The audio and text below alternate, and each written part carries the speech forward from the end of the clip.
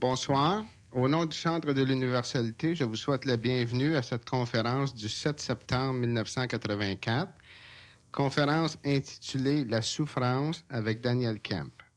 Bonsoir, Daniel. Bonsoir. La souffrance, la sacrée souffrance. Une souffrance, oui. C'est souffrant de souffrir. Je pense qu'il serait peut-être bon d'expliquer les différentes sortes de souffrances qui existent, soit la souffrance psychologique, la souffrance physique, et peut-être d'autres. Parce qu'il y a deux sortes de souffrances. Lors de l'évolution que l'homme est en train de passer à travers. Bon, on va commencer direct. Une des souffrances, par exemple, tu as plusieurs types de souffrances, comme tu viens de dire, la souffrance physique, la souffrance psychologique. C'est quoi une souffrance? Bien, par exemple, tu aurais un caméraman, par exemple, qui pense filmer une conférence puis que sa caméra n'est pas enclenchée. Bien, quand il découvre ça, il souffre. Parce qu'il s'attend à ce que son patron fasse des choses qui ne sont pas catholiques. Alors, des genres de souffrance, ça, c'est une souffrance psychologique. Un autre type de souffrance psychologique, c'est un enfant qui a coulé ses examens. Il souffre psychologiquement parce qu'il s'attend, évidemment, à recevoir une correction physique. Alors, ce qui fait que si on regarde les types de souffrance, tu as la souffrance physique, la correction, tu as la souffrance psychologique, par exemple, ton caméraman ou bien non l'enfant. Vois-tu, c'est que la souffrance, qu'est-ce que c'est? Si on résume brièvement, c'est simplement le refus d'une entité à effacer une mémoire. Donc, la souffrance, c'est simplement la lutte que va exercer une mémoire pour empêcher sa disparition. C'est ça une souffrance. Mais là, on va maintenant expliquer. Là, ça, c'était ésotérique. Là, maintenant, on va passer 1 heure à expliquer ça, ce petit bout-là. Alors, vois-tu, c'est que la souffrance physique, c'est quoi? Premièrement, c'est que des stimuli au niveau physique, par exemple, je te pince, tu tombes dans un trou, un précipice de 400 pieds, et puis tu t'égratignes tout partout, ou plus. Alors, ce qui arrive, c'est que le corps physique perçoit certains stimuli qui sont transportés par les nerfs dans certaines régions du cerveau. Bon, un nerf transporte tel genre de stimuli. Quand ça arrive au cerveau, c'est automatiquement quelque chose. Alors, ça va être du plaisir, ça peut être aussi une souffrance. Maintenant, ce qui va arriver, c'est que l'état de souffrance que le corps physique va vivre dépend, premièrement, de la quantité d'impulsion qui parvient au cerveau. Hein? Si je fais rien que te toucher, ou bien non, je te rentre le doigt carrément à travers la jambe ou un clou. Alors, il y a plus d'impulsions qui vont se rendre par des nerfs d'une certaine nature et qui vont se rendre dans une région particulière du cerveau. Quand le cerveau, la conscience, reçoit une information dans ces régions-là par ce genre de nerfs-là, automatiquement, pour elle, ça veut dire alerte. Bon. Donc, elle l'enregistre comme une souffrance. Si la douleur physique, c'est quoi? Quand tu bois quelque chose que c'est salé, tu goûtes le sel. Mais si, disons que le stimuli du sel irait dans une région du cerveau où, normalement, cette région-là capte des choses qui donnent l'alerte, bien, automatiquement, le fait de goûter du sel te serait douloureux. Tu souffrirais. Mais c'est un stimuli comme un autre stimuli. Sauf que le corps est fait de façon à ce que certains stimuli soient déclenchés seulement, en théorie, quand il y a une atteinte, donc, à l'organisme physique, interne ou externe, empoisonnement, ulcère perforé ou des choses dans le genre, ou des blessures extérieures. Mais ce qui va arriver, c'est que ça dépend aussi, il y a une autre chose. Ça arrive au niveau de ton conscient, parce que toi, tu sais que tu as mal. Tu interprètes le phénomène, pas comme étant une jouissance totale, mais comme étant une douleur atroce. Évidemment, il y a certains types d'individus qui, on appelle ça des masochistes, eux autres, une douleur physique, l'interprètent comme étant une jouissance. Parce que, justement, l'endroit cérébral où va aboutir le stimuli est à quelques neurones près, à côté de la tracte, ce qui fait que lui est normal. Quand toi, tu manges une pomme, tu aimes ça. Alors, pourquoi? Parce que le stimuli, donc tout l'amalgame de stimuli gustatifs, vont dans une région cérébrale et vont refaire surgir des mémoires ou simplement sont localisés par une programmation dans une région cérébrale qui, elle, catalogue ça comme étant correct, donc du plaisir.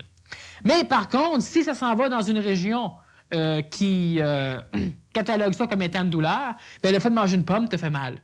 Okay? Alors, la douleur physique, c'est l'homme est bien faite, en ce sens que si on me masse, C'est une légère forme de douleur, parce que des fois, un massage, ça fait mal, mais c'est un mal qui fait du bien, on dirait. Hein? On est juste à la limite entre la douleur.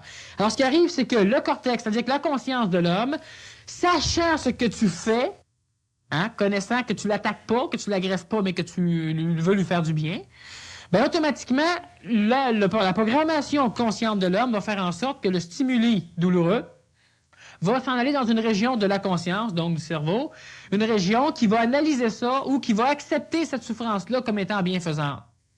Mais si tu vas un peu fort ou s'il se passe quelque chose, automatiquement, l'influx étant légèrement plus puissant, il se ramasse à l'endroit normal, disons, de la conscience, un endroit où est focalisé tous les influx nerveux qui viennent dire alerte, donc souffrance. Quand je dis que la souffrance, c'est simplement un refus que va exercer une mémoire à son effacement, si je te coupe, si je t'écrase, si je te pince physiquement, qu'est-ce que je fais? Je transforme ta matière physique. J'ouvre ton corps, donc c'est plus la même main. Je fais un bleu, donc un hématome, donc c'est plus le même bras. Il y a eu une transformation dans la mémoire du corps. Le corps est transformé. Et pour refuser cette transformation-là, il y a donc un symptôme d'alerte qui veut dire, bon, ben, lui, il est en train de te couper, là, ben, ça fait mal, donc, organise-toi pour qu'il arrête de te couper. Bref, arrange-toi pour que la mémoire du bras, donc dans la matière physique, arrête de se faire transformer. Ça, c'est la souffrance physique et qui est absolument essentielle pour la survie de n'importe quel genre d'espèce sur la planète. C'est normal. Mais quand je te dis que cette souffrance-là dépend aussi, et c'est mais très important, de l'interprétation psychologique, donc émotive, donc astrale en ésotérisme, que l'individu va faire de la réception sensorielle de cette innervation-là au niveau douloureuse. Alors, ce qui fait que moi, je fais juste arracher, tirer un peu sur une dent qui est branlante, puis tu grimpes après le rideau, tu cries au meurtre, il n'y a rien à faire. Un autre individu, tu peux lui ôter toutes les unes après l'autre à froid. Est-ce qu'il y a moins mal? Ou si lui interprète d'une façon plus, disons, contrôlée, le stimuli douloureux qu'il perçoit. Certains individus vont pouvoir recevoir des points de suture, des fils pour refermer une plaie. Là, les médecins font ça, on appelle ça des points de suture. À froid, sans être gelé. Mais d'autres, il n'y a rien à faire, ils vont geler tout seul, ils vont perdre connaissance. Eh bien, c'est un choc psychogénique. Bon. Alors, qu'est-ce qui arrive? C'est que la douleur, le stimuli physique peut évidemment être plus bas chez un individu que chez un autre. Quelqu'un qui perd la sensibilité, par exemple, d'un membre, d'un doigt ou quelque chose parce qu'il y a eu une engelure à un moment donné. Donc, il y a eu des cellules nerveuses qui sont mortes. Bon, il y a des choses comme ça. Mais ça, c'est minime. Un individu qui résiste plus à la douleur, c'est un individu qui psychologiquement interprète d'une façon plus contrôlée le stimuli de douleur. Autrement dit, tu plantes un clou dans le pied, tu pars à broyer, t'as beau avoir 40 ans, il n'y a rien à faire, c'est une douleur terrible, parce qu'en plus d'avoir la douleur physique, donc transformation au niveau de ton corps, donc de ta mémoire corporelle, bien évidemment, tu vas interpréter le synonyme de douleur, le symptôme de la douleur au niveau de ton cerveau, d'une façon telle que ton mental n'a plus rien à faire là, c'est-à-dire que ton intelligence, ton intellect n'a plus à réfléchir. Tout ce qui se passe, c'est qu'il y a une émotivité astrale qui ne veut qu'exprimer le fait que tu souffres. Donc, elle l'emporte et tu souffres encore plus, mais plus de ton pied. Tu viens simplement d'ouvrir un immense robinet émotif qui coule. Mais plus tu cries, vous pouvez essayer ça, certains l'ont peut-être déjà essayé. Quand tu te fais mal, tu cries. Mais crie fort, puis concentre-toi sur ton cri. Bon, tant que tu veux, tu vas voir que tu vas enterrer ta douleur. T'as plus mal. Hein? Bon, alors le fait que tu pleures, le fait que tu t'emportes, ben lentement, ce qui va arriver, c'est que c'est même plus la douleur physique, c'est juste la douleur physique a pu engendrer dans tes mémoires l'ouverture, disons, d'un robinet, qui fait que là, tu ne fais qu'exprimer les phénomènes inconscients, donc, qui sont dans la mémoire volatile de l'âme, hein, ce qui entoure l'ego, ce que l'on a pu ramasser, mais qui ne fait pas partie de notre personnalité, de notre ego. Tout ce que ça fait, c'est que toutes les fois que j'aurais voulu être... disons, à recevoir de l'affection, et que j'ai pas eu ça, mais ça m'a pas perturbé. Toutes les fois que j'aurais voulu donner de l'affection, parce que donner et recevoir, c'est la même chose. À un moment donné, tu vas pleurer parce que tu peux pas en donner, ou parce que t'en sois passé, puis en fin de compte, tu mélanges les deux, puis tu t'ennuies, puis plus rien qui marche. Hein? Quelqu'un qui s'ennuie, si quelqu'un vient le cajoler, il s'ennuie plus. Ou s'il y a quelqu'un à cajoler, il s'ennuie plus. Hein? C'est le même phénomène. Bon. Alors, ce qui va arriver, c'est faisant l'ouverture de ton robinet, parce qu'il y a une douleur physique, la douleur, tu t'en balances. Tu crois toujours, parce que le mental de l'astral, parce que faut savoir que le corps astral a une légère parcelle d'intelligence, intelligence aberrée, comme le mental a une mémoire astrale, mais qui ne tente pas de teinter le mental. Alors, ce qui va arriver, c'est que tu vas toujours te dire, ben oui, mais c'est mon pied. Ben oui, mais arrête de pleurer, ça fait pas si mal que ça, on va se l'arranger. On sait bien, c'est pas toi qui s'est planté le clou dans le pied, puis c'est ci, puis c'est ça. Puis bref, tu essaies de donner un raisonnement. Donc, tu essaies de former une logique qui est illogique, parce qu'une logique, c'est quelque chose de mathématique. Et une logique mathématique, c'est la seule chose qui peut présentement, disons, diriger l'homme. Dans le contexte terrestre, ça va de soi, parce que la logique mathématique n'a plus aucune logique sur notre planète. Bon. Alors, ce qui va arriver, c'est que tu essaies de te créer une logique émotive. Mais je me suis planté un clou dans le pied. Égal, ça fait mal. Égal, ben si ça fait mal, c'est normal que je crie. Hein? Puis, lentement, l'ego embarque là-dedans. Je crie pas pour rien quand même. Fait que si tu me dis de me taire parce que c'est juste un clou dans le pied, ben je me défends encore plus. Puis pour te prouver que ça fait mal, je crie encore plus. Alors ça, c'est un phénomène, j'explique, là. On voit souvent chez l'enfant des genres de choses comme ça. Il se fait mal, il part à broyer. Bon, donne-lui un biscuit ou un jouet, puis arrête de pleurer, c'est fini. C'est l'ouverture du robinet qui part. Si tu amènes quelque chose qui vient activer son astral dans un autre sens, ah tiens, c'est peut-être bon pour l'estomac, ça. Mais la douleur, elle, il pleurait pas pour la douleur, non, ça l'a stimulé quelque chose qui enclenche un réflexe astral, émotif, souffrance psychologique, beaucoup plus que souffrance physique dans ce cas-là. Mais il n'y a plus de souffrance physique, il continue à pleurer pareil, parce qu'il y a mal, il y a mal où, il y a pas mal nulle part, mais c'est parti. Hein, c'est un réflexe, c'est parti. Exactement comme un tic nerveux, là. Bon, ben, tu sais que tu ne vas pas cligner de l'œil, mais ça cligne tout seul. Bon, ben, c'est la même chose. Alors, tu as ton réflexe astral, ton réflexe émotif qui t'amène ça. La douleur psychologique, elle existe aussi. La douleur physique entraîne toujours une douleur psychologique. Donc, une souffrance dans l'émotivité de l'individu. Par contre, une douleur psychologique, émotive, n'a pas nécessairement besoin de douleur physique pour naître. Alors, ce qui fait qu'un individu peut souffrir dans sa psychologie sans qu'il y ait de douleur physique, donc d'attaque. Alors, ma blonde ou mon chum, ma femme, mon mari ou mes enfants déménagent, prennent un logement. Puis moi, ben, j'ai une agression dans ma psychologie. Pourquoi? Parce que j'ai mon contexte familial, mon foyer. Hein? Ça, c'est comme ça. Si mon enfant déménage pour vivre avec un autre, si ma blonde ou mon chum me laisse, automatiquement, mon contexte mémoriel familial est obligé d'être transformé. Hein? Mes enfants viennent de partir, ma maison n'est plus pareille. Donc, il va y avoir un refus à cette transformation mémorielle-là, mémorielle que tu as dans ta tête. La maison n'est plus pareille sans lui.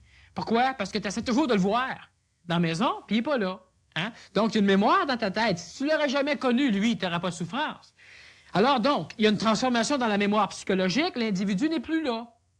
Et il y a donc, cette mémoire-là lutte pour ne pas être transformée. Donc, il y a souffrance. Au même titre que le corps physique qui refuse d'être coupé. On dit que pour l'instant, c'est logique, c'est évident, c'est intelligent de ne pas vouloir se faire charcuter. Mais la souffrance, quand même, est là. C'est utile, parfait. Mais quand une souffrance devient inutile, ben, à un moment donné, on aimerait ça, nous autres, par exemple, le dentiste veut t'ôter une dent, ben, il y a un caloté, tu ne souffres pas. Parce que là, tu sais ce qu'il va faire, plus besoin de souffrance. La souffrance est plus utile, là. Pas besoin de m'avertir qu'il m'ôte la dent, crème, il joue dans la bouche, puis il est en face de moi. Je sais qu'il m'ôte une dent, hein? Bon. Puis ça saigne tout partout. Mais ce qui va arriver, c'est que, d'accord pour la souffrance physique, mais vu que, comme j'ai déjà expliqué, que l'homme a une douleur à l'estomac, souffrance physique, donc alerte, l'estomac est en train de se transformer, soit par une ulcération, quelque chose comme ça. Donc, automatiquement, il y a la mémoire de l'estomac, la forme qui garde l'estomac tel quel, est en train d'être transformée par une ulcération. Donc, il y a souffrance. Mais ça, c'est bon, ça avertit le conscient qui devrait arrêter d'être nerveux, qui devrait arrêter de manger telle ou telle affaire. Mais vu que l'homme est trop émotif et pas assez intelligent d'une façon intellectuelle, donc mentale, ben automatiquement, si la souffrance vient dire « Hey, le cave, arrête de bouffer ça, c'est pas bon », la souffrance disparaît. Ben le cave, c'est pas cave, il va dire « Parfait, j'en bouffe plus ».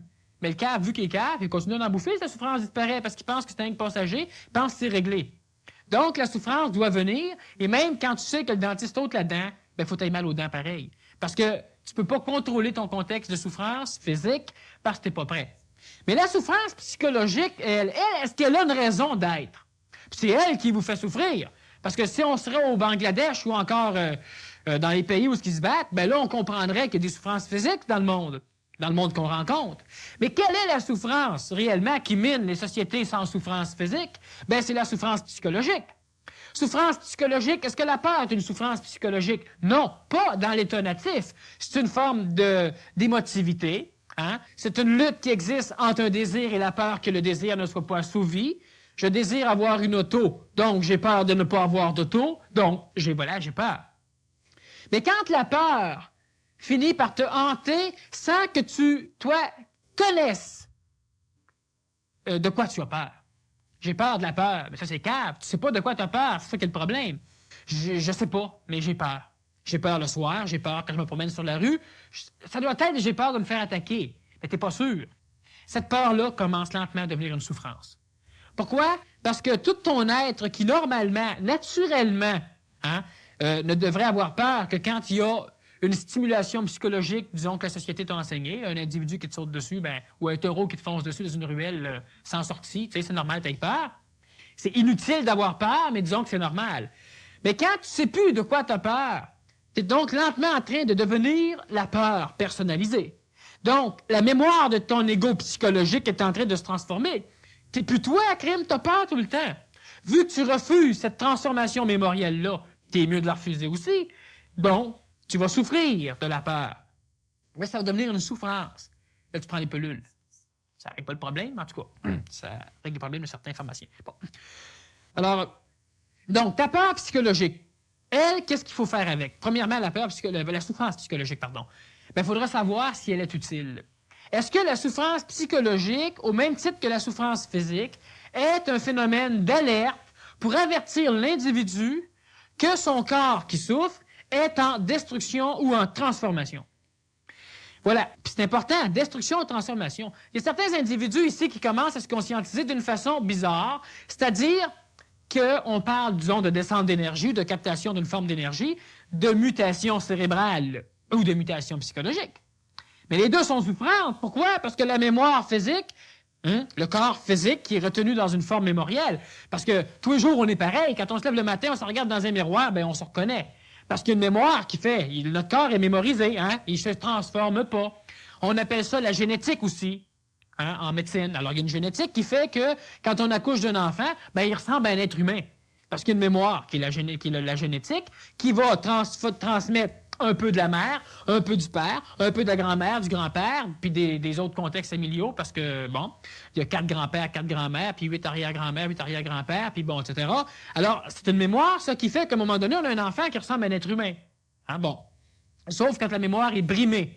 Donc, quand les gènes sont inadéquats par mutation, soit à cause de, comme ceux qui ont été exposés aux radiations des bombes nucléaires d'Hiroshima et de Nagasaki, la mémoire a été transformée, donc les gènes ont été transformés, puis ils ont donné naissance à des monstres. C'est normal. Alors, ce qui va arriver, c'est que cette mémoire-là physique, quand on a un stimuli, par exemple, qui nous agresse, c'est parce qu'il y a une transformation. Mais si on a une conscientisation, donc une transformation neurologique, il y a une transformation de la mémoire physique, donc souffrance. C'est normal. Bon. Il y a aussi souffrance au niveau vital, au niveau du centre cardiaque, par exemple, qui peut ressembler à des maladies coronariennes, mais ça peut aussi se répercuter dans le corps humain par un infarctus du myocarde, là, radical, qui dure 1 seconde et demie. Alors, un infarctus, c'est simplement une partie du muscle cardiaque qui, à un moment donné, manque d'oxygène. Alors, ce qui fait qu'il y a une souffrance parce qu'il y a des cellules qui sont en train de souffrir parce qu'ils sont en train de mourir. Ils souffrent pourquoi? Parce que leur mémoire vivante est en train de se transformer. Donc, souffrance. Alors ça, c'est un infarctus. Normalement, un individu qui souffre d'angine de poitrine et qui a un infarctus, c'est très, très, très dangereux. Il faut qu'on le rende à l'hôpital. Mais dans ceux qui se conscientisent, il y a même des jeunes qui, tout d'un coup, ressentent une aiguille traversée bord en bord au niveau du cœur et au niveau du sternum, une douleur rétrosternale. Bord en bord jusque dans la colonne vertébrale, ça fait extrêmement mal. Ils n'ont pas le temps de crier que la douleur est complètement disparue. Bon, le pouls, il est normal, ils font pas d'angine, ils n'ont pas de symptômes de pathologie cardiaque, ils n'ont rien. Il y a une transformation qui est en train de s'opérer. Mais donc, automatiquement, il y a une souffrance. Alors, c'est normal, disons, que dans la conscientisation, que l'homme vive certaines souffrances. Normales, mais pas naturelles, selon moi, mais normales. Bon. Alors, donc, la souffrance, c'est quelque chose qui t'avertit qu'une transformation d'une mémoire, physique ou psychologique. Mais c'est pas nécessairement pour te détruire, mais c'est mieux que tu sois conscient que tu souffres pour savoir si c'est parce qu'il y a quelque chose qui te détruit ou parce que ça te construit. Quand tu fais de l'exercice, tu vas accumuler au niveau de tes muscles, par exemple, énormément de ce qu'on appelle de l'acide lactique ou de la fatigue. Bon. Alors, à un moment donné, le lendemain ou 2 jours après, tu es raqué. Et c'est normal. Tous tes muscles au complet sont en train de... Tu viens de leur donner de l'exercice. Alors, c'est normal qu'il y ait une transformation au niveau du métabolisme qui s'opère, là. Puis si tu continues à faire ça, tu n'auras plus de raquage. Tu te sentiras plus raqué. Pourquoi? Parce que les muscles viennent d'enclencher un phénomène qui sont prêts maintenant à se transformer, que tout va bien. Maintenant, c'est normal pour eux autres. Donc, c'est dans leur mémoire, c'est correct. Mais les premiers temps, il y a une souffrance. Mais la souffrance est bonne. Tu t'améliores. C'est parfait. Quand tu as une brisure, par exemple, ça fait mal, mais quand tu as guéri, ça pique, ça fait des choses bizarres avec parce qu'il y a une transformation mémorielle, donc automatiquement, il y a souffrance. Mais la souffrance psychologique, c'est elle qu'il faut qu'on parle. Parce que c'est évident que si vous vous donnez un coup de marteau sur le pouce, bien, ça fait mal. C'est sûr, arrêtez de le donner, ça, c'est correct. Cette souffrance-là vous avertit de quelque chose. Bon. De là crier, bien, si tu cries pour essayer d'enterrer ta douleur, ça a toujours de l'allure. Parce que ça marche. Bon. C'est évident que c'est de t'amputer le pied, t'auras beau crier. Oui, pour une question, on va pouvoir boire. Qu'est-ce qui se produit lorsque les yogis, par exemple, marchent sur des charbons ardents dans le feu? Puis qui ne souffrent pas. Qui ne souffrent puis pas, qui se brûlent justement. pas. Puis qui se brûlent Voilà, pas. il n'y a pas de transformation de mémoire, donc il n'y a pas de souffrance. Bon, ça, c'est facile à répondre. Maintenant, c'est de savoir comment il faut marcher là-dedans sans souffrir puis sans le brûler. C'est ça que vous le dites. Comment transforment-ils leur mémoire à ce moment-là? Ouais, mais on va revenir à notre mémoire psychologique avant, parce que c'est plus important de savoir pourquoi ceux qui souffrent que de savoir pourquoi ceux qui souffrent pas. Définitivement. Alors, on pourrait y revenir un moment donné, voir ce qu'ils font là-dessus. Il faut savoir si c'est utile de marcher sur des chardons ardents. Hein? Bon, chacun a son métier. Pour celui qui le fait, ça peut l'être. Ouais. Pour les autres. Aujourd'hui, je pense, dans l'ère qu'on passe présentement, c'est pas nécessaire. Non. Pour la Disons qu'on majorité va des peut-être gens. avoir nos chardons ardents prochainement à la pause cette OK. Bon, alors la souffrance psychologique, c'est ça. Toi, tu souffres. Maintenant, c'est que je vais donner des exemples de souffrance psychologique parce que tous les individus sur la planète Terre présentement sont sujets à cette souffrance psychologique-là. Alors, l'individu qui a un ego, qui est capable de lui dire que lui ne souffre pas, bien, il est mieux de se taper la tête ses murs pour souffrir assez pour se réveiller, parce que quand il va se réveiller sans le vouloir, il va souffrir en maudit. Fait qu'il est mieux de... Bon. Alors, ce qui fait que... Je vais donner des exemples pour être sûr que les égos vont se reconnaître. Parce que la souffrance psychologique, ça touche tout le monde. Est-ce que si vous vous ennuyez, bon, vous êtes sujet aux souffrances psychologiques parce que vous avez un contrôle de votre astral sur votre mental. Bref, vous êtes manipulé par vous-même, sur vous-même. C'est amusant. Bon. Puis c'est que vous vous connaissez, hein? Vous avez de la misère à diriger votre vie. Fait qu'imaginez-vous quand vous dirigez vos émotions, ce que ça peut donner. Alors, c'est pas pour nous culpabiliser, là, mais il faut prendre conscience qu'on est sujet à ça. Parce que sans ça, si on en prend conscience comme il faut, ben, on a de fortes chances d'arriver, à un moment donné, à comprendre le phénomène de la souffrance, les mécanismes sous-jacents à la souffrance. Puis si on voit qu'il y a une utilité à la souffrance, parfait, souffrons en cœur. Si on voit qu'il n'y a pas d'utilité à la souffrance, ben maudit, c'est son souffrir. Bon. Faut pas souffrir parce qu'on souffre, mais il y en a beaucoup qui souffrent parce qu'ils souffrent, justement. Puis c'est souffrant de souffrir. Ça, c'est important. Alors, ce qui arrive, voilà... C'est que mon contexte psychologique, moi, j'aimerais rencontrer mon patron pour demander une augmentation, mais j'ai peur de le rencontrer. Très bien. Oui. Vu du patron, évidemment. Mais si ça fait 2-3 ans, ben, à un moment donné, je souffre de ça. Pas de la peur de voir mon patron, mais la peur de ne pas être capable de dire que mon hamburger qu'ils m'ont donné n'est pas bon. Au restaurant, hein? Pas être capable de dire qu'il y a une affaire qui fait dans mon verre d'eau à Ouaitrice, parce que je suis pas capable non plus. Pas être capable de dire que le change qui m'a remis en manque. Hein? Ben, c'est pas correct. Pas être capable de dire quand quelqu'un ferme la porte au nez de ton affaire, ben j'aimerais... non, c'est fermé, monsieur, puis t'insistes pas, tu sais. Non, pas capable. Pas capable de te rendre compte que le char revient de vente et de te faire fourrer complètement, t'es pas capable d'aller retourner voir le gars. Bon. Mais à un moment donné, quelqu'un comme ça, qui est évidemment manipulé par son propre astral, qui accepte la manipulation de l'astral extérieur, qui se culpabilise ou encore qui souffre d'un complexe d'infériorité. Mais pas, tu sais, là, je donne des exemples. C'est pas nécessaire d'être pathologique, là. Il y a même quelque chose dans le genre. C'est pas nécessaire d'être arrogant, puis de crier, puis de taper ses tables, parce que si tu fais ça, tu souffres du même maudit complexe. Vu que t'es pas capable d'être intelligent, d'être poli, puis de le dire simplement, ben il y a quelque chose qui flotte dans le verre d'eau, n'auriez-vous un autre? Laissez-moi là, j'aime ça le voir, mais tu sais, quelque chose de même, tu sais. Ben, si t'es pas capable de le faire, il faut que tu te mettes à sacrer, puis tu goroches l'eau, puis tu sais, c'est le même maudit complexe. Mais tu veux tellement être sûr que tu souffres pas du complexe d'infériorité que tu essaies de grogner assez fort pour te convaincre toi. Mais, hein, t'es perdu pareil. Quand t'as pas une gueule plus fort que toi, ben là, t'es plus capable de rien faire, hein, ce qui fait que t'es pris pareil. Alors, ce qui arrive, c'est qu'à un moment donné, ça devient une souffrance psychologique, parce que tu es en train lentement de te rendre compte que tu n'arrives pas pantoute à... Tu es un être en évolution. Ben, un être en évolution qui évolue pas, il souffre. Puis un être en évolution qui évolue trop, il souffre. Hein? Faut que tu fasses ça dans ton temps, ça va se faire. Mais à un moment donné, toi, tu commences à souffrir parce que justement, tu es en train de te déformer. Tu es en train de devenir un écueil, un récif, un affaire qui flotte dans la vie, à travers la société, puis quand on dit pousse-toi, ben, il se pousse.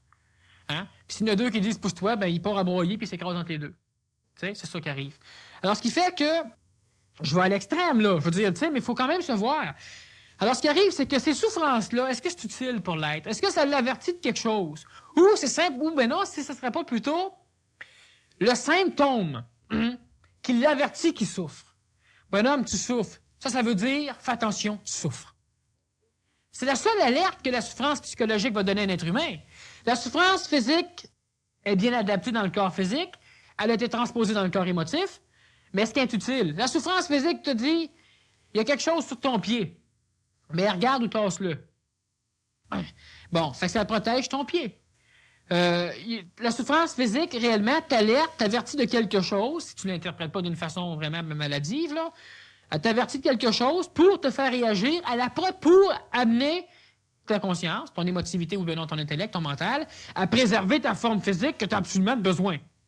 Mais ta forme astrale, elle, telle qu'elle est-ce qu'elle a besoin, elle, d'être protégée pour rester comme elle est? C'est ça qu'il faut voir. Le corps physique souffre parce qu'il veut rester comme qu'il est. Parfait. Fait que quelqu'un qui commence à faire du jogging un peu, mais le corps physique, il souffre, hein, pour l'empêcher d'évoluer, le gars. Fait que si le gars se dit, ou la femme se dit, c'est bien trop dur, hein, mais aller je sais pas trop où, là, qu'il y a des ceintures, puis te brasse ça comme il faut, là, puis t'as pas besoin de rien faire, puis supposément que tu viens en santé, puis en forme. Bon, tu sais, bon, ça, c'est ton corps physique qui t'alerte, qui t'avertit simplement qu'il y a douleur, donc transformation de mémoire. Mais si tu es en pleine forme, il ne souffrira pas. Il va souffrir juste quand tu es en dégradation, en involution. Ton corps astral, ton émotivité, es-tu parfaite? Bien, si elle est parfaite, c'est parce que c'est normal que tu t'ennuies, c'est normal que tu souffres, c'est normal que tu aies peur, c'est normal que tu sois jaloux, c'est normal que paquet d'affaires. Bref, vous n'avez rien à faire ici, ceux qui pensent que ça, c'est normal. Bon. Sinon, ben, il faut voir que notre corps émotif n'est pas en parfaite santé. Bref, qui n'est pas rendu à la phase de son summum d'évolution, dans le terme évolutif planétaire. S'il n'est pas rendu là, il y a donc, c'est normal qu'il se transforme. Vu qu'il est en évolution, ben merde, si on est en évolution, c'est parce qu'on accepte de se transformer. C'est ça l'évolution. Un gars qui va évoluer et qui veut rester comme qui est, ben qui pense à d'autres choses. Hein, ou ben non, qui s'achète un petit bloc de métal, de ciment, puis qui se tape la tête dessus. Bon. Alors, ce qui arrive, c'est ça. C'est que mon évolution astrale, n'étant pas parfaite, puis je le conçois, parce que des fois, je m'ennuie. Pourquoi? Ben, je sais pas. Je m'ennuie. Hein? J'ai peur. J'ai des craintes. Je suis là. Mais voilà quoi. En tout cas, on en a plein. Je pense qu'on est bourré de ça. Je te dis une bêtise, tu grimpes sur tes grands chevaux, tu sais même plus qu'est-ce que tu dis. Bon. Alors, ce qui arrive, c'est que si notre émotivité, donc notre ego, notre astral, n'est pas en état, n'est pas rendu à son summum d'évolution, c'est donc normal qu'il transforme, c'est donc normal que ses mémoires se brisent. On appelle ça briser des formes dans le terme ésotérique. C'est normal que ça se brise, donc c'est normal qu'il y ait souffrance. Mais cette souffrance-là étant normale, est-ce qu'elle est naturelle? Quand le coureur de marathon décide, bon, à partir de demain, là, je commence à courir, puis dans 2 ans, je vais au marathon en Corée, puis je vais m'organiser pour gagner. Il se lève, bien préparé à ça, puis il commence à courir. Les premiers pas, les chevilles, ils font mal. Mais dans sa tête, il n'y a pas de souffrance. Il y a même jouissance. Le corps est en train de se transformer. Parfait. Continue à courir, puis là, les muscles, ça va, puis la respiration commence à t'essouffler, puis transpire. Pas souffrance. Pas en tout. C'est parfait. La machine commence à marcher, puis elle marche encore bien. Continue. Puis jour sur jour, puis de plus en plus loin, de plus en plus haut, puis de plus en plus en avant. C'est ça, d'ailleurs, qui est le dicton des Olympiques. Là. C'est qui est écrit sur leur emblème. Alors, ce qui arrive, c'est que notre bonhomme sachant qu'il veut faire évoluer son corps, donc le transformer pour en faire une machine de course, une machine d'Olympique pour gagner, ben il n'y a plus souffrance. Par contre, buvons. Par contre, toi, qui es assis sagement dans ton auto, un petit peu bedonnant, faisant pas trop de sport, tout d'un coup, il y a quelqu'un qui arrive, il ouvre la porte, il te pogne par le collet, il te garoche en taille, il embarque dans ton char, puis il part. Toi, tu te lèves, tu pars après. Mais au bout de 50 pieds, tu souffres en tabarnouche. Pourquoi? Parce que toi, il n'est pas question du cours. Prêt à courir après. Il aurait pu piquer le char de n'importe qui, mais pas le tien. Ça, c'est évident, partant, tu sais. Bon. Là, tu cours. Ou encore, on vient de t'avertir que ta femme, ben non, ton enfant ou ton mari, vient d'avoir un accident à 2 rues de chez vous. Tu pars en courant, mais quand tu arrives là, il n'y avait rien. C'est parfait, il n'y a rien. Parce que s'il y a de quoi, ta douleur psychologique va être plus forte que ta douleur physique, donc tu ne sentiras pas ta douleur physique. Alors, il n'y a rien. Ton mari il est là, rien, c'est le faire ce qu'il t'a fait. Là, tu l'engueules, tu t'en vas chez vous, puis là, tu commences à sentir ton corps, là, il souffre, lui. Parce que c'était pas prévu que tu courais comme ça. Quelqu'un qui te part après dans le bois puis qui veut te sauter dessus, là, tu cours dessus. Mais c'est pas là que le corps, il t'a mal, t'as des souffrances. D'un coup, le gars, il est plus là, tu te ramasses dans un bosquet, t'es là, puis... Même pas capable de respirer silencieusement, t'as peur qu'il te trouve. Tu sais? Puis à un moment donné, là, d'un coup, il n'y a plus rien. Là, tu t'en vas chez vous, puis là, t'as mal un peu partout, puis tu rentres chez vous, puis là, tu te rends compte que t'as mal. Parce que tu n'étais pas prête à ça. Ton ego, ton astral, ton émotivité, elle, est-ce qu'elle veut changer? Il y a une petite parcelle de ton astral qui vibre dans l'astral spirituel, qui veut évoluer parce qu'il était programmé à évoluer, parce que c'était beau d'évoluer, il fallait évoluer, il fallait courir. Mais tout le reste, lui, veut-tu évoluer? Ben non, il veut que l'autre tripe dans l'évolution, mais tant que tu sais, il veut dire, faisant de l'exercice, tu veux, tu sais, écoute le hockey, écoute le baseball. C'est correct. Ça, c'est permis, ça. Tu sais, le physique l'accepte, ça. Pas de problème. Mais quand il faut que tu commences à pratiquer avec un bâton et tout ça, tu sais, bon, il faut que tu te programmes. Mais qui programme quoi? L'émotivité, souvent. Mais l'émotivité, ça ne veut pas se transformer. Ça ne se programmera pas pour se transformer. Donc, tous les fois qu'il y a quelque chose qui l'oblige à transformer sa mémoire, bien, automatiquement, il y a souffrance. C'est évident. Alors, ce qui arrive, c'est ça. C'est que moi, je veux évoluer. Je suis avec une femme ou avec un bonhomme, puis ça marche pas. On vit mal, c'est pas possible, on s'engueule à tout bout de champ. Mais quand je rentre, il est là pour m'engueuler, ça va. Quand elle rentre, je suis là, je saute dessus, ça va. On a notre télévision, qu'on tourne le poste souvent parce qu'on n'écoute pas les mêmes émissions, puis on chiale. Puis on mange pas les mêmes repas, tu sais. Il y en a un qui arrive avec le McDonald's, puis l'autre avec le Harvey's, puis bon. Là, c'est pas pire. Mais à un moment donné, là, tu sais, il te brime tout le temps, puis elle te brime tout le temps, puis ça marche pas. Les deux, ça fixe pas. Mais la mémoire psychologique, là, elle accepte ça, parce que ça a été bâti lentement, ça. Une mémoire psychologique, ça se transforme lentement. Lentement, il n'y a pas de problème. Tu viens de prendre du pot, tu devrais pas. C'est correct, ça, il prend, ça. Il prend encore du pot après, mais ça, il prend. Puis lentement, au bout de 2-3 000 ans, tu sais, il finit par arrêter d'en prendre. La mémoire psychologique l'accepte. L'ego le prend bien, ça. Il n'y a pas l'impression que tu le moralises trop, tu sais. Bon. Mais quand tu arrives puis que tu y vas radicalement, parce qu'à un moment donné, tu sais, tu veux-tu évoluer? Oui, parfait, moi, te faire évoluer. Ah, lui, il veut plus évoluer. Mais c'est trop vite. Toi, tu veux évoluer, puis en même temps, il y a de quoi à l'intérieur de toi qui t'empêche d'évoluer. Donc, il y a conflit, donc il y a peur. Mais la parcelle qui veut évoluer, elle, dans sa mémoire, elle a une forme qui l'oblige à se transformer. Puis dans la parcelle, le gros ego qui ne veut pas évoluer parce qu'il connaît pas ça, il n'y a rien à faire, il veut être moi-même. J'ai toujours été de même, il faudrait que tu me prennes comme que je suis. Moi, je me lève le matin, puis je rote dans mon lit. Si t'aimes pas ça, ben moi, pourquoi je me changerais? Tu me prends comme je suis, puis c'est tout, tu sais, bon. Fait que la personne qui est bien colérique, ben, faut que tu l'acceptes de même. Toute la grosse partie de l'ego, là, même si le gars veut évoluer, là, tu sais, qui attend que les autres évoluent avant d'évoluer, lui, pour être sûr qu'il ne sera pas fourré, tu sais. La grosse partie de l'ego en dessous, ben, elle veut pas se transformer. Mais là, regarde ce qui arrive. La parcelle d'en haut qui doit se transformer, la parcelle de l'émotivité spirituelle, donc, qui vibre plus haut, veut se transformer, puis c'est bloqué par en bas. Donc, il ne peut pas se transformer. C'est-à-dire qu'il ne peut pas être ce qu'il est. Donc, il brille de mémoire, on l'oblige à ne pas faire ce qu'il doit être. Il souffre en haut. On souffre, hein, des fois, de se rendre compte qu'on n'a pas évolué à la vitesse qu'on voudrait, qu'on a dit des choses qu'on ne voulait pas dire. C'est souffrant, des fois, avec. Puis toute la parcelle d'en bas qui, elle, veut pas changer, puis l'autre en haut qui a force à changer, ben, elle souffre, elle, avec. Fait que toi, tu souffres de deux manières, puis il y a une friction entre les deux qui crée la peur aussi. Fait que c'est évident que l'homme souffre à l'intérieur de lui. Mais ces souffrances-là, faut réellement qu'on se rende compte à un moment donné. Hein, qu'est-ce qui souffre? Ben, c'est ça. C'est simplement que moi, j'ai une mémoire, j'ai un ego, j'ai un âme, je suis moi-même, ma personnalité, mon identification psychologique. Puis cette identification-là, qui veut évoluer, refuse le changement. Ou le changement, un petit peu par petit peu, ça va. Parfait. Donc, automatiquement, ben moi, je souffre continuellement. Pourquoi? Parce que ne comprenant pas que la souffrance est une transformation au niveau de tes mémoires, ben ma femme, qui m'engueule tout le temps, qui s'organise pour me faire un café à l'eau de vaisselle, ou ben enfin de même, là, hein, qui change de poste quand je suis allé aux toilettes, ou qui, quand je vais me chercher une bière, elle s'est toute cachée, vous avez mis tout au chaud, bon. Ben cette femme-là, à un moment donné, moi, est-ce que je vais penser de la quitter? Hey, ça va être dur, fois qu'elle me tape ses nerfs en longtemps en mots. T'as dit avant que je pense au divorce, ou même si on n'est pas marié, juste à m'en aller. Pourquoi? Parce que même si ça me fait souffrir, ma mémoire égoïque a fini par accepter la souffrance, donc c'est normal que je souffre, donc c'est correct. Mais m'en aller vivre bien ailleurs, bref, briser ma mémoire que j'ai chez moi, tu sais, etc., bien c'est ça, c'est une transformation pour le mieux, mais c'est une bris de mémoire. Si je m'en vais, qu'est-ce que je fais dans mon trou chez nous tout seul quand t'es plus là pour m'engueuler, je souffre. Oh, je peux rire comme un fou puis dire que ça va bien, oui. Ça va bien tant qu'il y a du monde pour que je le dise. Quand il n'y a plus personne, je souffre. Parce que ma mémoire vient d'être brisée. Donc, je préfère encore rester dans la merde que de risquer de briser une mémoire. Même si en la brisant, j'évolue. Mais tout ce qui se passe dans notre vie, c'est des choses de même.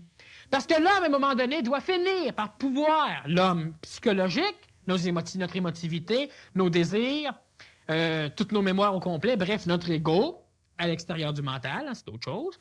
Ben lui, à un moment donné, il doit finir par apprendre à évoluer, donc par admettre qu'il doit se transformer. Je veux être mieux, bref, si je veux être mieux, je veux pas être ce que je suis. Si je veux pas être ce que je suis, il faut que je me transforme. Si je me transforme, ben il faut que je souffre. Sauf que si je deviens un athlète de l'évolution, c'est naturel pour l'athlète de faire de l'exercice, puis de faire des haltères, puis de temps en temps, il s'écrase un doigt entre un haltère, ben ça fait mal. Mais il prend l'autre poids, puis il continue, il n'y a pas de souffrance. Puis l'autre qui est là, puis qui la regarde, puis l'autre qui met l'haltère sur le doigt, souffre en maudit, lui. Lui, il a de la souffrance. Même petit doigt écrasé. Il y en a un qui ne souffre pas, il y en a un qui souffre. Fait que c'est normal qu'on souffre. Pourquoi? Parce qu'on doit transformer notre ego. Mais si moi, je deviens marathonien de l'évolution, c'est-à-dire que si moi, je comprends ça, puis j'admets, la vie va m'amener des leçons. Ben merde, je vais m'organiser pour ne pas les transformer en karma relatif, hein, un karma que je m'oblige à supporter, mais en leçon. Mais pas en leçon d'une façon spirituelle, là. Si t'as rien à apprendre, merde, il n'y a rien à apprendre. C'est pas nécessaire que tu souffres pareil, tu sais. Mais quand il y a de quoi apprendre, apprends-le. Bon, alors à un moment donné, la personne à qui je pensais rester me sac son camp, s'en va. Mais souffre pas, observe, regarde, il y a de quoi apprendre, observe ce qui se passe en dedans. Faut-tu que tu apprennes à vivre tout seul? Est-ce que l'homme doit assumer sa solitude avant de rencontrer l'âme sœur? Un homme qui a besoin d'une femme, une femme qui a besoin d'un homme, ne sont pas prêts à rencontrer l'âme sœur. C'est évident, parce qu'ils sont pognés l'un contre l'autre. Je t'ai déjà dit, tu attaches deux oiseaux l'un à l'autre, mais même s'ils ont quatre ailes, ils ne pourront pas voler. Alors, il faut que tu ailles une personne indépendante, deux sexes différents, ça fait des enfants plus forts. Puis à un moment donné, ben ils se rencontrent. Ben c'est parfait, là, c'est à le temps. Mais sans ça, elle s'en va. Souffres-tu? Si tu souffres, c'est ça. T'es pas prête. Pas prête à quoi? Oui, ben, tu sais, tu veux arrêter de souffrir. Ben oui, ben c'est ça. Si tu recherches des bonnes choses, tu vas souffrir. À un moment donné, ils vont s'en aller parce que t'es pas prête. Alors, si tu deviens marathonien de l'évolution, la souffrance, tu la transmutes en quoi? En exercice d'évolution parfaite pour ton corps astral, pour ton émotivité, puis tu souffres plus. Mais l'individu qui s'assoit et qui dit, maudit que c'est souffrance, souffrir. Autrefois, les couples se formaient dans bien des cas parce qu'ils se complétaient dans ce sens que la femme allait chercher chez l'homme ce qu'elle lui manquait et l'homme allait chercher chez la femme ce qui lui manquait. Mais aujourd'hui, c'est pas ça. Il faut que chacun soit autonome et qu'il manque. La femme a tout dans la société pour devenir autonome. Hein? Même si elle crie encore avec ses pancartes, elle est encore à ce niveau-là. Là, t'es en compagnie, là, elle. Là. Elle veut se libérer, tu sais. Tout le monde sont libérés. Il y en a qui sont présidents, qui sont avocats, il y en a qui sont juges, il y en a qui sont débardeurs, puis elle est là, puis elle veut libérer la femme. T'sais. Il y en a encore de même. Hein? T'sais. Mais la femme a tout dans la société, justement, pour pouvoir être parfaitement autonome. L'homme aussi, c'est ça qu'il faut qu'il fasse. À ce moment-là, Daniel, automatiquement, si les deux individus sont autonomes, ils peuvent appliquer l'amour ou la loi d'attraction de façon... Ils sont plus proches de la loi d'attraction réelle que la façon... Pas par un besoin, non. mais parce que c'est intelligent de cheminer ensemble. C'est ça. Maintenant, moi, j'aimerais te donner 3 ou 4 exemples, essayer de te brosser des petits tableaux de souffrance. Donc, j'ai vu le plus souvent des gens qui se conscientisent depuis les 3 ou 4 dernières années. La première que j'ai vue qui engendre une souffrance qui n'est pas nécessairement une souffrance comme telle lors que l'acte est posé, mais qui par la suite devient une grande souffrance.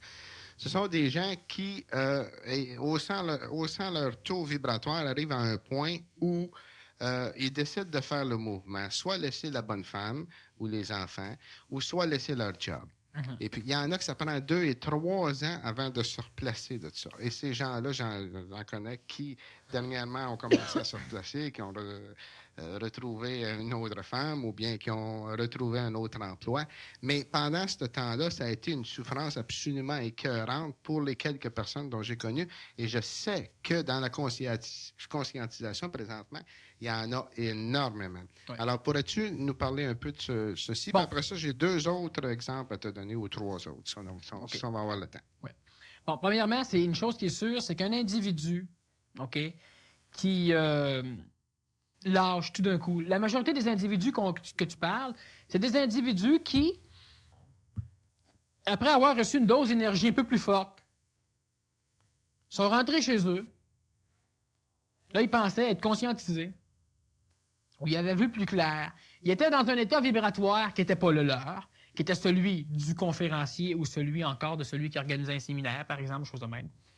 Bref, c'était pas lui qui rayonnait, lui ne faisait que refléter l'énergie, donc la vibration. Absorber le rayonnement. Alors, il arrive, il ramasse une dose massive d'énergie, il rentre chez lui flottant là-dedans, il voit plus clair qu'il pense, mais il voit clair aussi, mais c'est pas lui qui voit, mais il pense voir.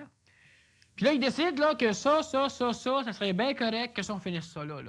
Il a raison, mais il a tort, parce que c'est pas lui là, qui le tient là, c'est un autre. Là, flash, il s'en va. Puis là, ça fait paf. Bon. Là où c'est que je suis, là? Il se rappelle, c'est enregistré dans l'astral, que sa décision est intelligente et logique. Mais là, il n'est plus capable de voir la logique et l'intelligence de la décision. Il se rappelle juste qu'elle l'était, mais il ne sait plus pourquoi qu'elle l'était. Fait qu'automatiquement, cet individu-là se ramasse face à face avec lui-même. Ah, puis ça, c'était peurant, tabarnouche. Bon. Et puis là, il passe par un cheminement plus rapide, mais qui en a amené au cercueil. Hein? Donc, c'est plus rapide, il faut s'entendre. Ça peut être plus rapide, ça peut être plus lent aussi. Et puis cet individu-là, ben c'est ça, il passe un laps de temps où ce que son émotivité est en transformation, qu'ils le veulent pas, mais comme il comprend pas ce qui se passe, parce que c'est plus lui qui, ça veut dire, il est plus au niveau qu'il était, il souffre. Parce que c'est une transformation. Mais là, c'est pas un marathonien, là, il n'y a pas le choix, là. C'est un gars qui faisait du marathon, il passe, il ramasse les spectateurs, puis il traîne avec lui. Mais c'est ça qui s'est passé. Fait que le gars, lui, ben, il voit bien qu'il avance à la piste de course, il souffre en maudit, mais lui, il n'est pas marathonien, tu sais. Il a hâte de gagner. C'est tout, d'avoir la médaille. Bon, bref, il a hâte de s'en sortir. Mais c'est pas lui qui l'a décidé. Ça, c'est l'astral qui l'amène à penser comme ça. Alors, c'est ça. Alors ça, c'est le gros... Laissez-moi tout ça en paix. Bon. Alors ça, c'est le gros danger du phénomène. C'est pour ça qu'on le répète souvent, toi deux, justement, que quand ça arrive dans ce genre-là, ben, tu lâches pas ta job, tu lâches pas ta femme. Comme tu disais des fois, tu peux même boire 2-3 bières pour baisser ton taux vibratoire, là, tu vas voir comme que t'es. C'est normal que la souffrance soit souffrante, mais ce qui va arriver, c'est que quand l'individu monte en taux d'énergie, ben, il voit clair. Mais s'il voit clair, c'est le temps, là, qu'il attend avant de prendre une décision. Mais quand il voit pas clair, à un moment donné, il serait peut-être le temps qu'il prenne ta décision. Quand ça fait 5 ans qu'il voit pas clair, il faudra qu'il sortir un peu. C'est pas nécessaire qu'il lâche tout ça là, mais qu'il prenne des vacances, hein, qu'il s'en aille ailleurs un peu. Là, il peut voir de loin, ça replace l'émotivité. Mais quand tu n'étais pas sûr, tu comprenais pas trop, tu vas voir un psychologue, tu vas voir un médecin, tu vas voir un conférencier, tu vas dans un séminaire ou dans un cours où il y a pas mal d'énergie. Paf, tu te montes là, tu sais, là, tu rentres chez vous, puis là, c'est évident, le chien, il faut le couper la queue, puis le chat, il faut l'envoyer dans la cage à oiseaux, puis tout ça, tu sais, tout est clair. Bon. Mais une fois que c'est fait, ça, ben là, tu te regardes tout ça, puis là, tu comprends plus. C'était bien intelligent, mais tu sais plus pourquoi c'était intelligent. Tu sais? À ce moment-là, il serait très important... De rien faire. De s'observer. Oh oui. Bien important. C'est absolument capital. C'est pour ça que c'est le temps de rien faire. T'es bien brillant, tu vois tout, tu comprends tout, mais tu comprends rien. Ton taux vibratoire est augmenté, c'est normal que tu aies accès à des connaissances plus hautes, c'est normal que ton cerveau travaille plus rapidement, donc tu vois drôlement mieux l'écologie, hein, les conséquences de tes actes. Je fais ça va m'amener ça, puis il va pouvoir faire ça. Parfait, t'as raison. puis la ballonne se dégonfle au bout d'un certain temps. Puis là, tu comprends plus pantoute. Là, il n'y a rien à faire. T'es fait. C'est pas pour retourner chez vous, hein? L'orgueil aide un peu, plus t'es sûr que t'avais raison, tu sais plus pourquoi. Ou encore être déjà marié, fait que, tu sais, ou il est déjà marié. Alors bref, il y a un paquet de phénomènes. Ce qui fait que quand tu es bien sûr, tout d'un coup, paf, un flash d'une illumination, check-toi en maudit, prends ton temps. Attends encore quelques mois. Puis si dans quelques mois, tu es encore dans cette illumination-là, ben là, OK, tu peux prendre ta décision. Quelques mois, disons 6 mois minimum, là, faut dire que tu as le temps de voir si c'est bien toi ou un autre qui pense à ta place. Parce que l'astral supramental, hein, des énergies bien plus hautes que l'astral spirituel. Mais ça, quand ça vient de pogner, ça chorie en tabarouette, hein, au même titre que l'astral ordinaire. Il faut faire attention en tabarouette. Quand c'est pas toi qui le rayonne, que tu ne fais que le refléter, c'est bon. Ça t'aide à évoluer, c'est parfait, c'est dans l'ordre normal des choses. Mais, prends-toi pas pour un autre, prends-toi pas au sérieux, parce qu'à un moment donné, tu vas souffrir. Ces souffrances-là viennent juste de ça. Mais que la source soit d'astral astral ou d'astral supramental, la clé est la même, l'observation. Tu t'observes, puis il faut que tu... À un moment donné, il faut faire que l'homme et la femme prennent une décision catégorique. Tu peux pas la prendre de même. Là, je dis ça comme ça, mais même là, la moitié de ceux qui vont en prendre vont la prendre d'une façon erronée. Même s'ils répètent textuellement ce que je dis, s'ils ne le vivent pas, ils disent rien. Bon. À un moment donné, c'est ça. Moi, je décide que je veux comprendre. Je vais prendre mon temps pour comprendre ce que j'arrive pas à comprendre. C'est pas plus grave que ça, mais je vais comprendre. À un moment donné. Bon. Je vais tout faire pour en arriver là. Bon. Je ne prendrai pas tout mon argent pour le donner à des organisations qui vont m'enseigner la connaissance. Mais je vais m'organiser quand même pour en avoir assez puis pour en dépenser assez pour y aller. Hein? Je ne payerai pas 40$ nécessairement pour aller voir Michael Jackson le voir sauter. Je vais peut-être payer 40$ ou 200$ ou 5000$ s'il le faut, si je l'ai, pour un séminaire que je pense que ça va m'apprendre de quoi. C'est bien mieux là. Mais il faut que tu nourrisses tes enfants en attendant. Hein? Faut que tu nourrisses ta femme aussi si elle ne travaille pas et vice-versa. La femme, faut que, etc. Tu sais? Faut que tu restes quand même dans un ordre logique des choses, parce que tu as peut-être énormément à apprendre avec ce que tu vives. C'est pas en balançant tout ceux-là.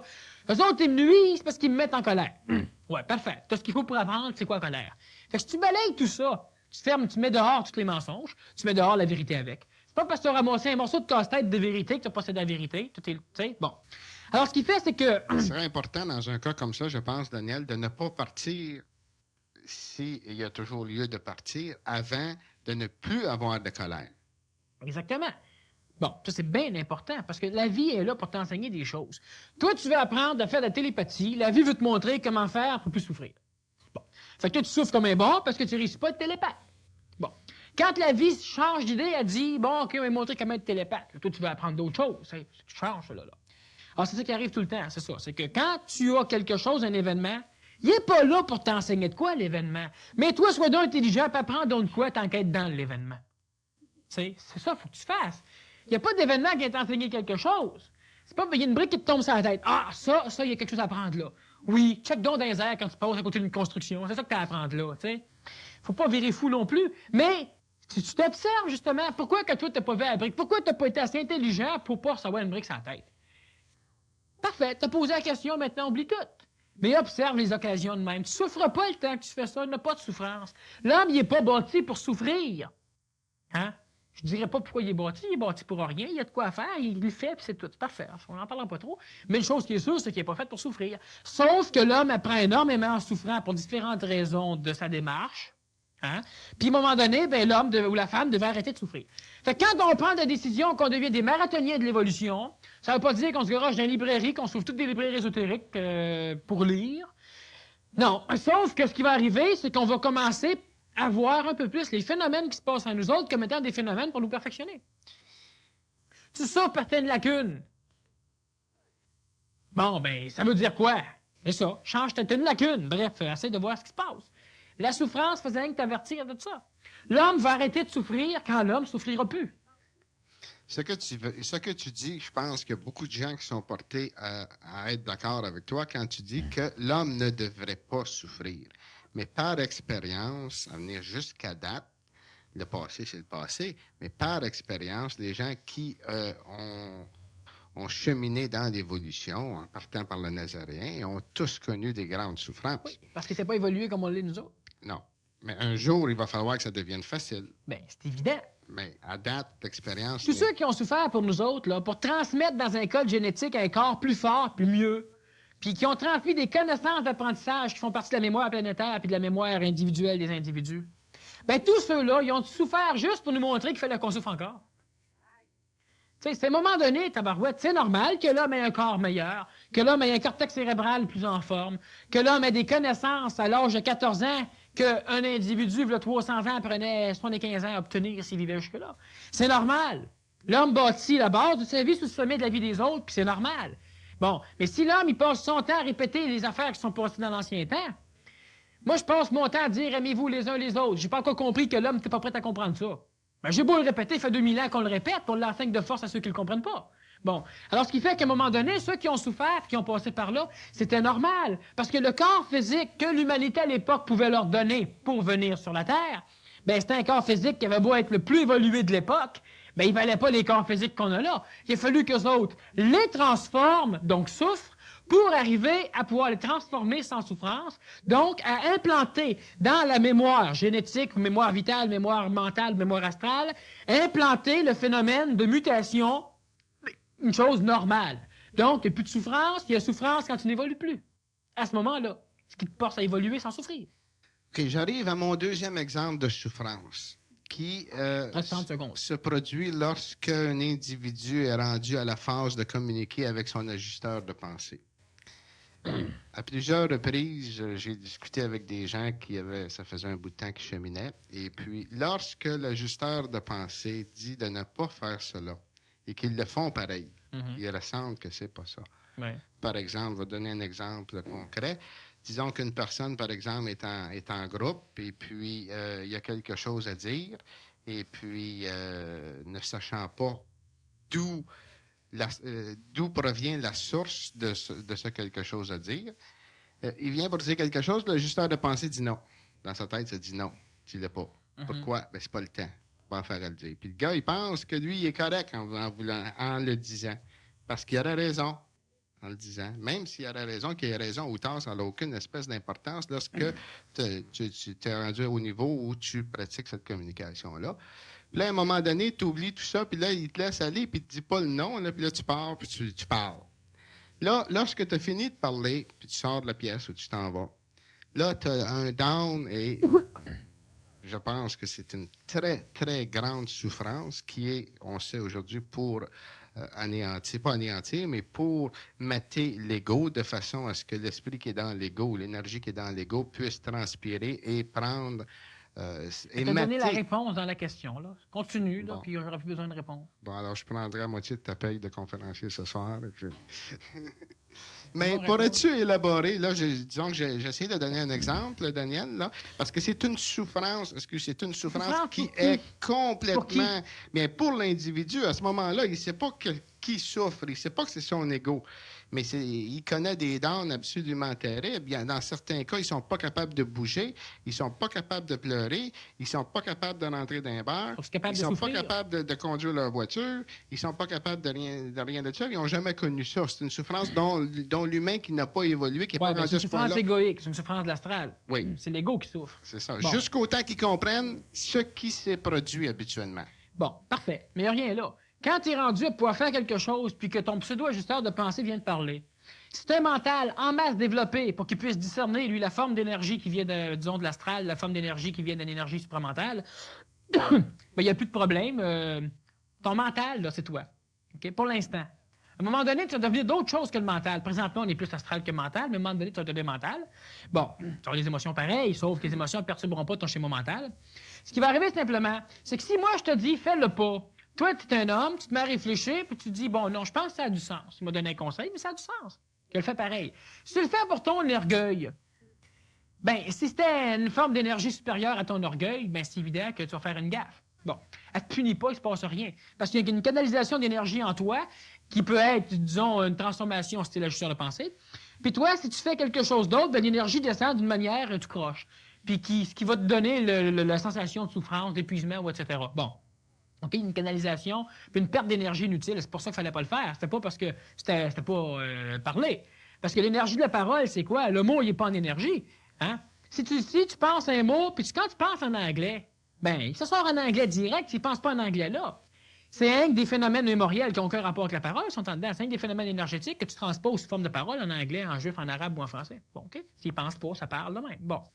Tu as une idée, l'idée, tu ne l'as pas dans la tête, tu sors le mot, puis c'est ça l'idée. Mais tu n'as pas dans ta tête. Alors, ce qui va arriver simplement, c'est que présentement, essaye d'être assez intellectuel pour ne pas mettre ton émotivité là-dedans. Puis si ton ajusteur vient de glisser un mot, ben pense-y toi-même, ça a toute l'allure, ça a pas d'allure. Ça, c'est l'approche du discernement entre l'ajusteur de pensée, l'ajusteur d'émotivité astrale, puis l'ajusteur de pensée, disons, d'ordre du mental supérieur.